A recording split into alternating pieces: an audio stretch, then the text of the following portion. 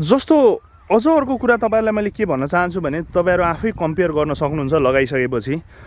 Super Napier यत्रो ठुलो बनाउनु भयो भने तपाईहरुले त्यसको डाँठ चाहिँ एकदम छिप्पिएको हुन्छ, खुवाउन पनि मिल्दैन।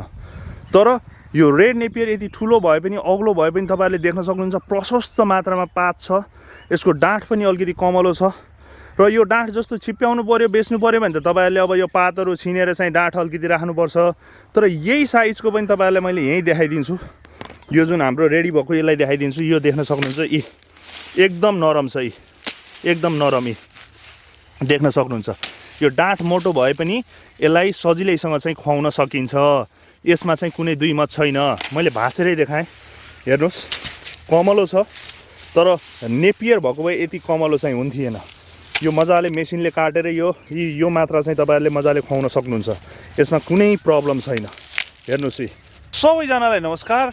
आजको भिडियोमा विशेष गरी हजुरहरुको लागि जुन चाहिँ हाम्रो फार्ममा लगाइएको रेड नेपियरको बारेमा तपाईहरुलाई धेरै भन्दा धेरै जानकारी दिनेछु। पहिला पनि मैले यो घाँसको बारेमा चाहिँ भिडियो बनाएको थिएँ।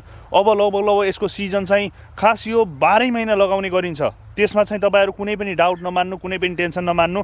तर यो लगाउने भनेको विशेष गरी अब तपाईहरुको मनमा अनुसार भनिरहेछु है मैले। जस्तो अब लगाउने भनेर तपाईहरुले धेरै कुराहरु गरिराख्नु भएको थियो। वैशाख जुन अब लाग्दैछ, जुन यो चैत महिना हो, चैत वैशाख जेठ असार जुन महिनामा चाहिँ अलिकति बढी पानी पर्ने भएको कारणले गर्दाखेरि यो चाहिँ एकदम बढी सर्ने गर्छ। र आज मैले यही घाँसको बारेमा तपाईहरुलाई सम्पूर्ण इन्फर्मेसन्स कसरी लगाउने के गर्ने भनेर सबै जानकारी दिँदैछु। यतापट्टि चाहिँ हामीले हेर्नु, यो चाहिँ हामीले बेसिजनमा लगाएका थियौँ। जाडो महिनामा लगाएको जुन घाँस छ, यो जाडो महिनामा लगाएको घाँस पनि यति चाँडै चाहिँ बढिसकेको छ। र यो सबै इन्फर्मेसन कसरी लाउने के गर्ने र यो घाँसमा कस्तो खाले प्रोटिन कन्टेन्ट छ भनेर सबै जानकारी दिनेछु। र अब चाहिँ हामी त्यता जान्छौँ। जानभन्दा अगाडि तपाईहरु चाहिँ यो हजुरहरुकै च्यानलमा चाहिँ पहिलो पटक हुनुहुन्छ भने प्लिज सब्स्क्राइब गर्न चाहिँ नबिर्सिनु होला। अब त्यता जाउँ है त। र यो भिडियोमा हजुरहरुले पाउँदै हुनुहुन्छ अस्ट्रेलियन रेड नेपियरको बारेमा धेरै भन्दा धेरै जानकारी। र विशेष गरी अस्ट्रेलियन रेड नेपियरको खासियतको कुरा गर्ने हो भने यसमा 20 देखि 22% प्रोटिन हुने गर्छ। प्रोटिनको मात्र कुरा गरेर पनि भएन। जस्तो हजुरहरुले देख्न सक्नुहुन्छ यसमा अरु घाँसहरु भन्दा यसमा धेरै पातको मात्रा, अरु घाँसहरुमा जस्तो नेपियरकै भेराइटीहरु हेर्नुभयो भने तपाईहरुले पातलो खाले घाँसहरु देख्नुहुन्छ भने यसमा चाहिँ अलिकति धेरै भन्दा धेरै पातहरु हुने गर्छ। अझ अर्को कुरा के छ भन्दाखेरि यहाँनेर देखाउँछु मैले। खासै हामीले यो खेतमा चाहिँ मल धेरै राख्न चाहिँ पाएका थिएनौँ।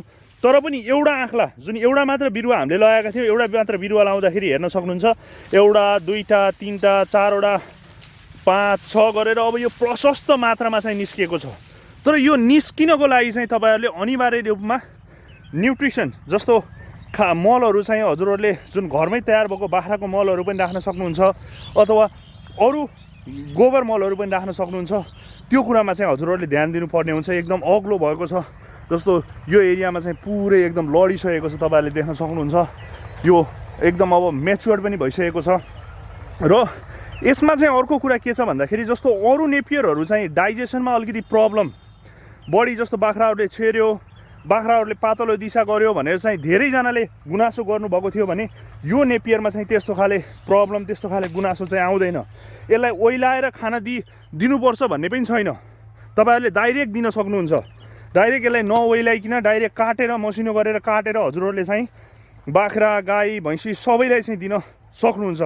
र यसको अर्को खासियत के छ भन्दाखेरि तपाईहरुलाई भन्दाखेरि मैले जस्तो अरु घाँसहरु पुष माघमा चाहिँ तपाईहरुले नेपियर हेर्नुहुन्छ भने धेरैजना कृषकहरुको घरमा चाहिँ नेपियर घाँस चाहिँ लगभग बेसिजन जस्तो भइसकेको हुन्छ। पुष माघमा मात्र भन्दैछु है मैले।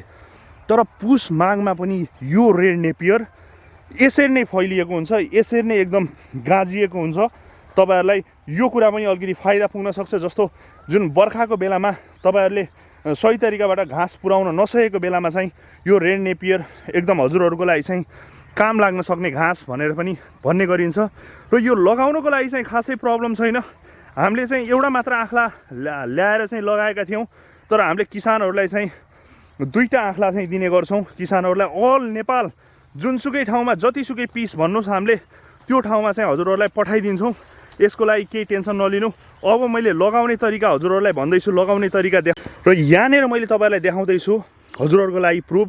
र धेरैजना किसानहरूले के भन्नुभएको थियो भन्दाखेरि जस्तो यो घाँस चाहिँ लगाउने भनेको यही चैत वैशाख जेठ असार साउनमा मात्र लगाउने भनेर चाहिँ भन्नुभएको थियो नि। यो घाँस हजुरहरूलाई मैले देखाइरहेको छु। यो हामीले पुस माघमा जुन बेलामा चाहिँ घाँसहरू उम्रिन एकदम कठिन मान्ने गर्छ नि, त्यो बेलामा चाहिँ लगाएको घाँस मैले चाहिँ हजुरहरूलाई देखाइरहेको छु।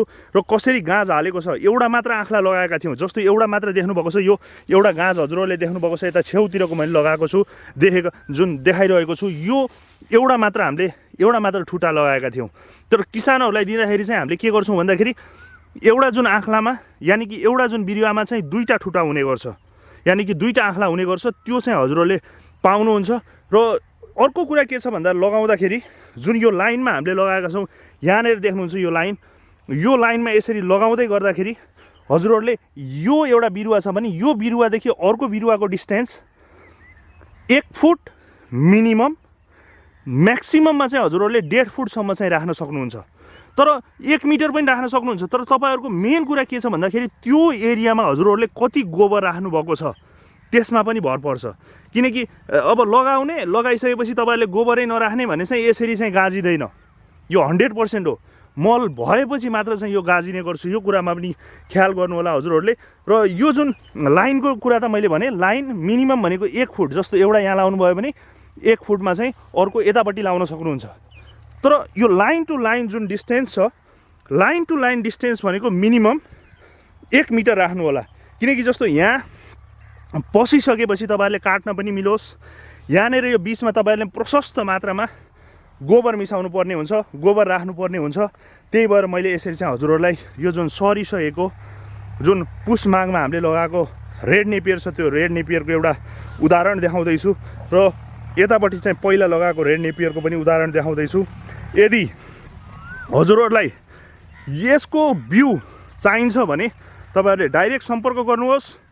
जुन अगाडिपट्टि दिएको नम्बर छ त्यो नम्बरमा सम्पर्क गर्नुहोस्। हजुरहरूलाई चाहिँ ढिलो चाँडो भन्दा पनि हजुरहरूले सेवा गर्ने मौका दिनुभयो भने हामीले तपाईँहरूको घरसम्म यो बिउ चाहिँ पुर्याउने कोसिस गर्छौँ। र आउने दिनहरूमा पनि यस्तै नयाँ भिडियोहरू चाहिँ लिएर आउनेछु। र रेड नेपियरको बारेमा जहाँसम्म हामीले सबै इन्फर्मेसन्स दिएका छौँ। र यसको अर्को खासियत भनेर मैले भन्दैछु, फेरि जानुभन्दा अगाडि अर्को खासियत के छ भन्दाखेरि अरू नेपियर घाँसहरूमा नभएको खासियत यसमा जुन यो हजुरहरूले पात देख्नुभएको छ, जुन यो आँखला देख्नुभएको छ, यो आँखला छिप्पिँदै गइसकेपछि, जस्तो यो छिप्पिँदै गयो अथवा आँखला बन्दै गयो, यतापट्टि डाँठ बन्दै गयो, अब चाहिँ के हुन्छ भन्दाखेरि यो डाँठबाट पनि फेरि बिरुवा चाहिँ यहाँबाट निस्किने गर्छ पात। त्यही भएर यसमा चाहिँ पातको सङ्ख्या अरूमा भन्दा चाहिँ बढी छ। तपाईँहरूले देख्न सक्नुहुन्छ, हेर्न सक्नुहुन्छ। हेर्दाखेरि पनि एकदम मजाको जस्तो छ। खाना पनि मजाले खाने गर्छ गाई भैँसी बाख्राहरूले। र त्यही भएर यो घाँस लगाउनु भयो भने हजुरहरूलाई पनि एउटा राम्रो घाँसको चाहिँ माध्यम बन्न सक्छ है त।